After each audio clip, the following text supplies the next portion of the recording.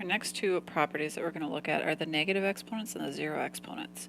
Now for a negative exponent, many people get it confused with making things negative, but that's not true. What it does is it moves what you're looking at to the bottom if it's already on the top. If it's already on the bottom, it would move it to the top.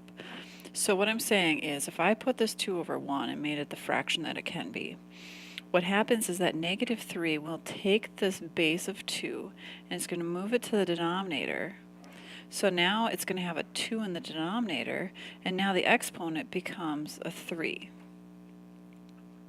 Okay, so the 2 moved down and the exponent became positive now that it's in the bottom, and we need something on the top, so we just put a 1 there. So then I can simplify this to be 1/8. Okay, so if I look at my next example, I have the 2, I have the x to the negative 2, and I have the y to the 3. Now the only thing that has a negative exponent is the x, so only the x moves to the bottom. So now I have 2, and then I have y cubed, and then I have x squared on bottom because I moved the x to the bottom, and now the exponent became positive. Now notice the 2 and the y cubed did not move because only the x had a negative exponent, so only the x moves. Now if you have a fraction like we do on this third one here, if we have a fraction, it's going to move the 2 to the bottom and it's going to move the 3 to the top. So basically what it is just took that fraction and flipped it over.